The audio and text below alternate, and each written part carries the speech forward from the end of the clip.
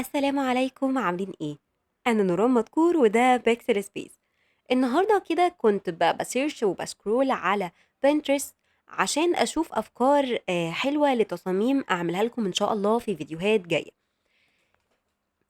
لقيت لقيت الشكل ده بتاع الدوامه بتاعه الشوكليت وعجبتني قوي، وهعتبر ان انا ما عنديش اشتراك بتاع فريبك، وان الصوره دي موجوده بس مش هعرف اخدها بدون حقوق وبدون خلفيه. فقررت ان انا اصنعها، ليه لا؟ الذكاء الاصطناعي خلانا حاليا نقدر أي صورة نلاقيها نعرف نجيب زيها بالظبط ويمكن أحسن. فهنعمل ده إزاي؟ هاخد الصورة كوبي عادي كده، هعمل لها حفظ يعني عندي على الجهاز، وبعدها هنروح فين؟ في أكتر من مكان. ومن خلالي أنا بوريكم دلوقتي بديل شات جي بي تي، وموقع لذيذ قوي يشبه شات جي بي تي، وتقدر تتكلم معاه كتير قوي قوي قوي. تقريبا انا لحد دلوقتي ما وصلتش ان هو مجاني 100% ولا بعدد معين، بس هو هيكفيك وزيادة يعني. طيب، هنقول له إيه؟ هنقول له أنا عايزة prompt للصورة اللي طلعت لي دي، تمام؟ هارفق له صورة عادي، هاسحبها من هنا وأقول له كده، تمام. وعلى فكرة الموقع ده بيعمل صور، يعني هو أصلًا دلوقتي ما فهمش كلمة prompt وبيصنعها لنا. آآ بيصنعها لنا هو، يعني بُصّوا الحلاوة وبُصّوا اللذاذة، متخيلين؟ هو عمل لنا الصورة أصلًا، يعني إحنا ممكن ناخدها زي ما هي كده ونستخدمها، بس أنا هارخّم عليه وأقول له لأ، أنا عايزة الprompt مش الصورة. وتقدروا تعملوا كده على ChatGPT عادي جدًا، تمام. فهناخد ده كده ونشوف هيبقى حلو والّا هنحتاج تعديل. نروح على أي موقع freepik مثلًا أو أي موقع ذكاء اصطناعي، حتى لو canva أي حاجة. أنا باحب freepik زي ما أنتم عارفين، فهنروح له ونقول له أنا عايزة الprompt ده، ونشوف مدى دقة الصور اللي هتطلع. طيب الصورة اللي طلعت لنا مش مشابهة أصلًا، لأ، فإحنا هنغيّر الmodel. أنا باحب الmodel ده. بُصّوا، ده لذيذ بس مش ما يشبهوش ب100% يعني، في فرق طبعًا أهو. لو الصورة عجبتنا هنكمّل عليها، لو ما عجبتناش بنفضل نغيّر.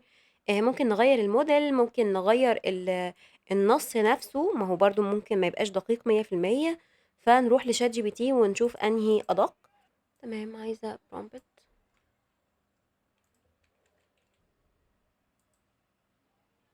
يعني بُصّوا جايب لنا صورة معزولة أصلًا، الصورة دي نقدر نستخدمها زي ما هي كده، بس طبعًا هي مش دقيقة 100%، بس أهي. يا جماعة والله بُصّوا معزولة عزل مش طبيعي من غير ما نيجي جنبها. الmodel اللي أنا استخدمته هنا بتاع GPT لذيذ أوي يعني. طيب هو هنا كتب لي الprompt بالإنجليزي فِهِم بسرعة، على عكس Grok. وبنروح هنا وبنكتب ونشوف هيطلع لنا إيه. بُصّوا اللذاذة برضه، والله يا جماعة يعني لذيذة، لذيذة، لذيذة. بتفضلوا بقى معاه لحد ما يطلّع لكم أقرب نتيجة، واللذيذ في الموضوع زي ما قُلت لكم أهو، معزولة تمامًا. طيب يا نوران لو مش معزولة وجاية لنا الصورة بخلفية، نعملها إزاي أو نشتغل عليها إزاي؟ طيب بُصّوا هنا بمنتهى البساطة، نفترض إن الصورة دي عجبتنا، الصورة دي فيها خلفية أهي، بنعمل لها download عادي، تمام؟ نروح للموقع المجاني، أنا قُلت لكم عليه قبل كده، بس أنا قُلت لكم عليه برضه قبل كده، أهو ده اسمه، تمام؟ بنرفع له الصورة اللي إحنا عملنا لها download، وبنضغط كده في ثانيتين الصورة هتبقى من غير خلفية. ده ببساطة. طبعًا في back من جوّه، في هنا أصلًا إن أنا أعمل edit للصورة وأختار upscale أو background، إن أنا أشيل الخلفية أصلًا. بس أنا باسهّلها عليكم، ده موقع مجاني أهو، تمام؟ عدد لا نهائي يا جماعة من الصور والله. أهو شايفين الصورة لذيذة أوي إزاي؟ طيب تيجي نعمل لها اختبار بقى، اختبار اللون.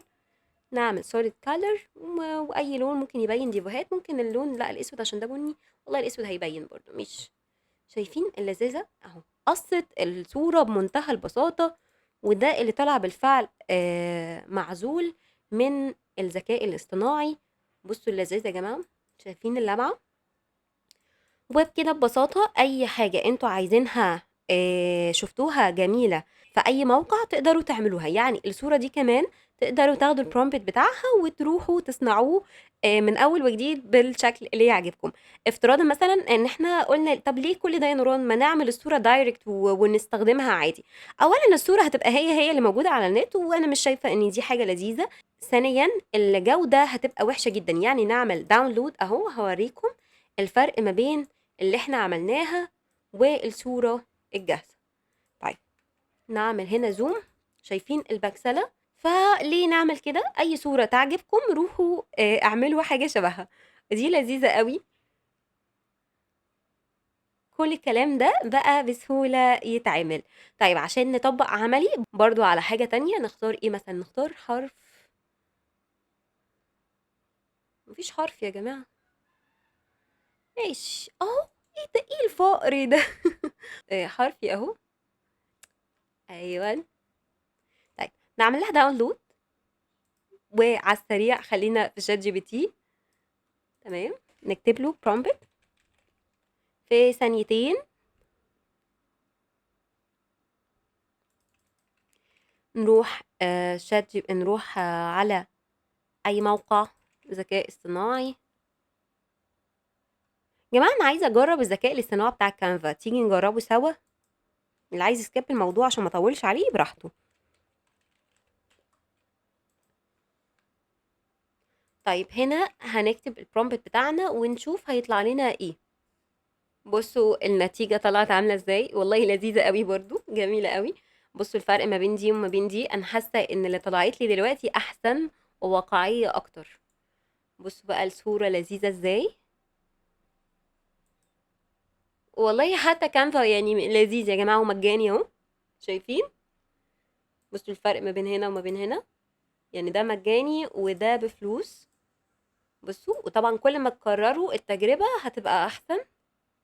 فعيشوا حياتكم، مش شرط تشتركوا في المواقع الغالية مادام انتم مش بتستفيدوا منها ماديا.